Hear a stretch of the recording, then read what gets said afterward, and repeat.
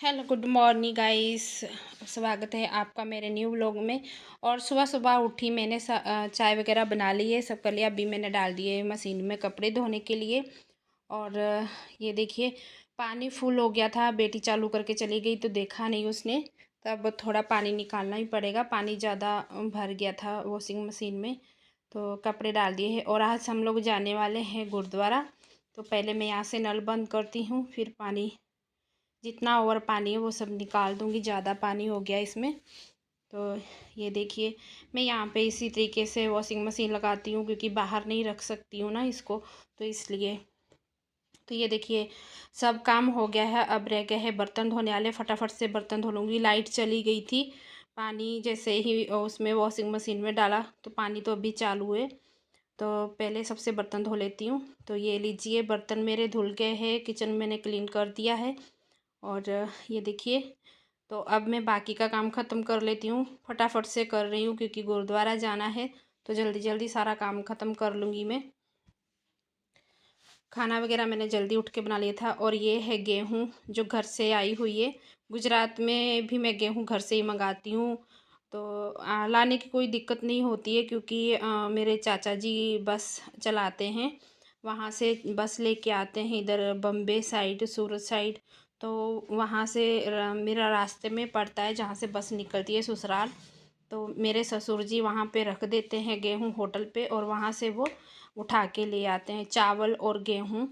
और ऐसा अचार भी मैं कैरी का वहाँ से मंगा लेती हूँ, क्योंकि यहाँ पे कैरी बहुत महंगी मिलती है, तो वहीं से मंगा लेती हूँ। क्योंकि घर पे हमारे खुद के पेड़ हैं और खुद के आम होते हैं, तो वहाँ पे बना लेते हैं। तो यहाँ पे सुबह सुबह ही फिर मैं फटाफट मशीन पे बैठ गई थी। ये वाले टॉप शाम को आए थे, नए टॉप थे, उनको फिटिंग कराने थे, तो नाप के उनके करने थे। तो मैंने यहाँ पे फटाफट ये भी करने थे, क्योंकि वो आएंगी, बोल रही थी हमें जल्दी चाहिए, 8 बजे सुबह हम आएंगे लेने के लिए। मैंने उनको मना किया था कि मैं नहीं दे पाऊँगी, पर फिर भी वो बोल रही थी कि हमें जाना है भरूच, शायद हो सकता है वो भी, क्योंकि यहाँ पे इन लोगों का भी मेला चल रहा है, तो उनको मेले में जाना होगा इसलिए। तो मैंने फिर बोला था ठीक है मैं कर दूँगी। तो ये भी कर रही हूँ मैं। तो दोनों टॉप फिटिंग करके रख दूँगी। मैंने यहाँ पे उनके नाप लिख लिया था उनका, मैंने उसी नाप से मैंने सिलाइयाँ 3-4 सिलाई लगा दी थी कि अगर फिट भी लगेगा तो वो एक सिलाई खोल भी सकती हैं। तो हल्के हल्के इसमें कट भी लगा दूँगी मैं। तो सुबह सुबह ये सिलने देखिए पीछे आपको मेरा ड्रेस दिख रहा है, मैंने टॉप तैयार कर लिया है, तो सलवार मेरी रेडी करने वाली है। तो इसलिए मैंने जल्दी जल्दी कटिंग किया था कि मैं ये ड्रेस पहन के जाऊंगी गुरुद्वारा, लेकिन रेडी नहीं कर पाई मैं अपना, क्योंकि बीच में कस्टमर लोगों का काम आ जाता है तो मेरा काम फिर रुक जाता है। तो ये देख लीजिए मैंने सिलाई लगा दी है इसमें। और एक तो सबसे ज़्यादा बड़ी दिक्कत ये हो जाती है, फिर मैचिंग का धागा लगाओ, मैचिंग का धागा लगा के करो। कोई दूसरा धागा, मेरी आदत है कि मैं ड्रेस के मैचिंग के साथ का ही धागा लगाती हूँ। तो उसमें थोड़ा सा धागा था, फिरकी में ही था थोड़ा सा इस कलर का, तो वो ख़त्म हो गया था, तो फिर मैंने ये रील लगा दी थी। तो यहाँ पे इसमें मैंने 3-4 सिलाइयाँ लगाई थी, क्योंकि काम करना है तो फिर पक्का करूँगी। तो ये दोनों ड्रेस की फ़िटिंग का मैं 50 रुपये ली थी उनसे। तो लेने के लिए तो बहुत बाज़ार में चलता है, एक टॉप का ही 50 रुपये ले लेते हैं, लेकिन मैं नहीं इतना लेती हूँ। तो 50 रुपये लिए थे। ये भी ड्रेस है, अब इसमें भी मैं उनके नाप का निशान लगा लूँगी, क्योंकि वो एक लड़की ने तो अपनी कुर्ती दी थी मेरे को, और इनका जो था दूसरी जो उनकी शायद बहन थी साथ में, कौन थी, उन्होंने उनका नाप ही लिया था। मैंने नाप लेके मैंने लिख लिया था। तो यहाँ पे मैंने फटाफट से जल्दी जल्दी का काम था, फटाफट से जैसे मैंने नाप निकाल के उनका जो भी नाप था निशान लगा लिए थे, और निशान लगा के फिर मैंने फिटिंग कर दी थी ये भी। तो आज हम लोग गुरुद्वारा जाएंगे, सब जाएंगे, बच्चे भी जाएंगे, हस्बैंड भी जाएंगे, और मैं भी जाऊंगी। तो आप लोगों को वहाँ का मैं दिखाऊंगी जाके। मैंने लाइव भी करूँगी वहाँ पे जाके थोड़ी देर। तो ये देख लीजिए, अब मैं इस तरीके से मुझे काम करना पड़ता है सिलाई का। अभी बहुत सारा काम पड़ा है क्योंकि बीमार होने के चक्कर में सारा काम रुक गया था मेरा। अब धीरे धीरे मुझे करना पड़ेगा। तो यहाँ पे एक दीदी हैं जिन्होंने शादी की है पंजाब में, लव मैरिज की थी। तो गुजरात की हैं वो, यहाँ की हैं, गुजराती हैं, और उन्होंने शादी अपनी पंजाबी से की थी। पंजाब की हैं, पंजाब के थे वो जिनसे शादी की थी। लव मैरिज लव मैरिज जिन्होंने की थी, तो वो भी ड्रेस अभी गई थी वो अपने घर पे पंजाब। तो उन्होंने ड्रेस लाई हैं पंजाब से, गर्म सूट लेकर आई हैं। तो उनका ड्रेस भी मुझे सिलना है। तो आज जैस दे के गई हैं मुझे, तो बोल रही थी एक ड्रेस है मेरा और बाकी और भी हैं, वो महंगे वाले हैं। और मैंने बोला कि हाँ, उधर उपाड़ा सिल्क है और क्रेप है, इस तरीके के ड्रेस चलते हैं, वो वाले महंगे ही आते हैं। तो उसमें बोल रही थी अस्तर जाएगा। मैंने कहा उसमें तो अस्तर जाएगा ही, क्योंकि उसमें तो पूरे में अस्तर लगेगा। तो बोल रही थी ये पहले सिल दो, उसके बाद में फिर वो वाले ड्रेस मैं आपको दूंगी सिलने के लिए। तो मैंने कहा कोई बात नहीं, मैं ये अभी 3-4 ड्रेस और हैं वो सिल दूँ, उसके बाद मैं आपका रेडी कर दूंगी। फ़ोन नंबर वो मुझे दे गई थी, मैंने कहा रेडी करके मैं आपको फ़ोन कर दूंगी, तो लेके जाना। मैं बाहर से भी काम करा सकती हूँ, अगर मैं कटिंग करके दूँ तो बाहर भी दे सकती हूँ, लेकिन मैं क्यों नहीं देती हूँ बाहर काम, क्योंकि हम जिस तरीके से फिनिशिंग से काम करते हैं तो ऐसा कोई करेगा नहीं। भले मैं कटिंग करके दूँ, लेकिन उसमें ज़्यादातर ये होता है फिनिशिंग आनी चाहिए, सिलाई की सफाई आनी चाहिए, और इसलिए मैं नहीं देती हूँ किसी को बाहर। मैं बीमार हो गई थी, लेकिन मैंने मना कर दिया था सबको कि मैं अभी कपड़े नहीं सिल पाऊँगी क्योंकि मैं बीमार हो गई हूँ। वैसे तो मैं कटिंग करके बाहर दे सकती थी, पर मेरा मन नहीं होता है बाहर देने के लिए, क्योंकि मैं जिस तरीके से काम करती हूँ कोई नहीं करेगा। तो यहाँ पे एक कटोरी ब्लाउज़ था सादा वाला, बिना अस्तर के, तो ये उनका ब्लाउज़ सिल के देना था। तो ये भी मैंने बैठे बैठे ये भी सिल दिया था। ये भी जितना मेरे से हो पाया मैंने रेडी कर दिया था इसको, आधा रेडी करके मैं गई थी।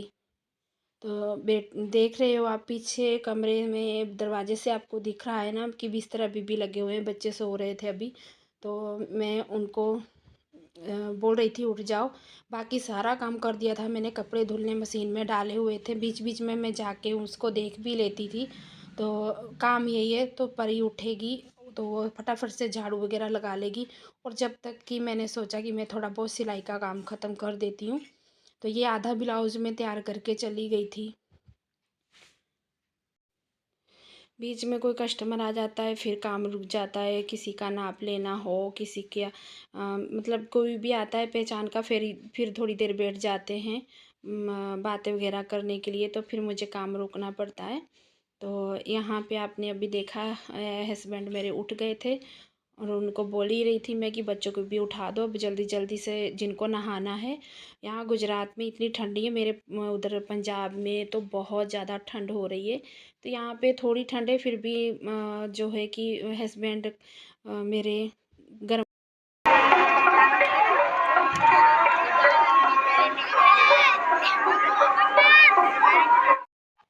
बेटी भी गर्म पानी से नहाती है, उसके पापा भी। मैं किसी दिन आपको दिखाऊंगी कि उनका जो एक्सीडेंट हुआ था कैसे कैसे, मैं पूरा वो दिखा दूंगी आपको।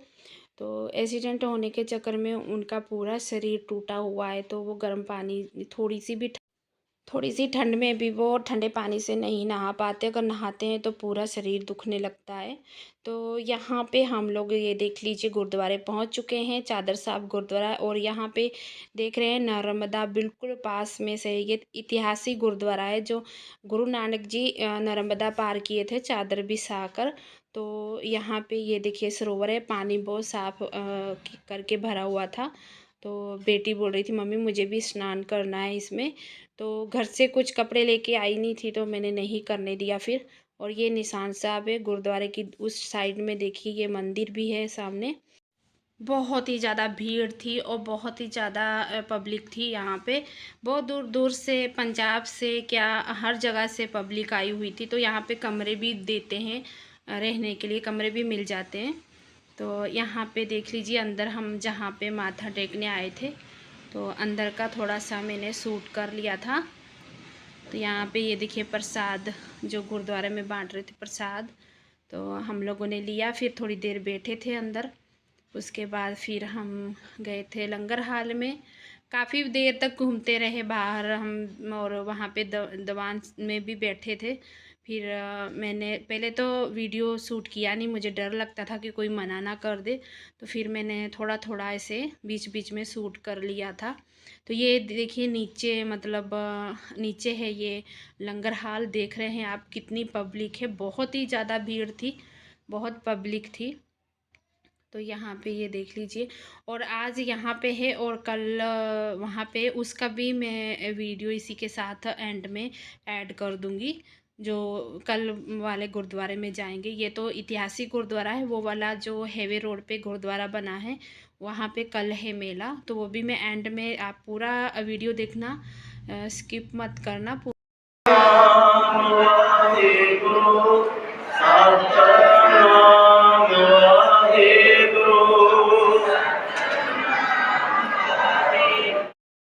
तो यहाँ पे हम लोग आ गए थे वापस घर पे, और चौकड़ी पे आते ही बेटी बोली मम्मी मुझे पानी पूरी खानी है, तो मैंने कहा चलो खा लो। गुरुद्वारे से आई, लेकिन उसको ये हो गया कि ये फ्लेवर वाली और यहाँ पे दूसरे दिन का वीडियो मैंने शूट किया था। तो हस्बैंड और मैं दोनों बाइक से थे, और बच्चे फोर व्हीलर से दीदी के साथ चले गए थे। तो यहाँ पे ये देख लीजिए, बाइक पे मैंने बैठे बैठे थोड़ा सा वीडियो शूट किया था। ये नर्मदा के पास में, नर्मदा में दिखाऊंगी। तो ये देख लीजिए, नर्मदा नदी का पुल है ये वाला। ये नया पुल बना था, पुराना वाला दूसरी साइड है। और वो पुल पे अगर गाड़ी चलती है ना, तो पूरा पुल ऐसे नीचे ऊपर होता है, वो झूला पुल जैसे। तो ये देखिए नर्मदा है यहाँ पे, वो सामने बिल्कुल कोने पे ही गुरुद्वारा है। और ये देखिए हम पहुँच चुके हैं गुरुद्वारा, और मेरी बेटी, ये देखिए ये दीदी जी की, दीदी जो बैठी थी सामने, उनकी बेटी का बेटा। तो ये देख लीजिए सब पब्लिक कैसे, गुरुद्वारे आओ तो पता चलता है कि गुजरात में भी सरदार रहते हैं। और यहाँ पे कबड्डियाँ हो रही थी, यहाँ पे कबड्डियाँ हो रही थी, देख लीजिए पूरी पब्लिक देखने के लिए, लेडीज़ क्या, बच्चे क्या, जेंट्स क्या, सब देख रहे हैं। तो ये देखिए, पूरा अच्छे से वीडियो शूट नहीं कर पाई थी, भीड़ ही इतनी थी, भीड़ बहुत थी। और ये अंदर का है, व्यूज़ दिखा रही मैं आपको, देख लीजिए इस तरीके से गार्डन वगैरह है ये सब। और इसी गुरुद्वारे के पास मेरे को घर रहने के लिए मिल रहा है।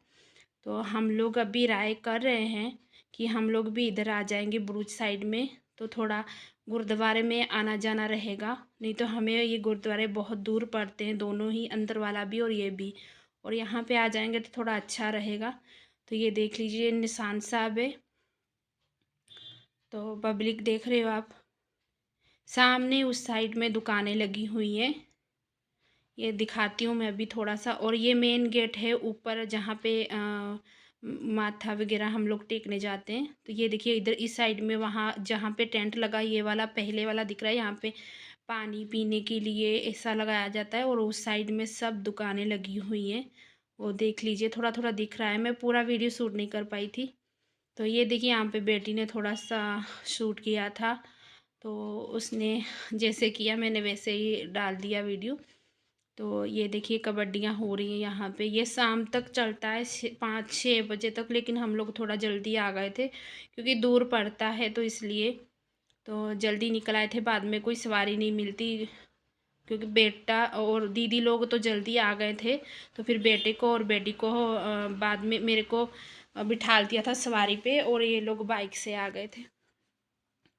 तो ये ले लीजिए, देख लीजिए ये गुरुद्वारा, और ये देख लीजिए बहुत ही अच्छा लगता है। और ये मैं सामने जा रही थी, बेटी ने ही शूट किया था पीछे से।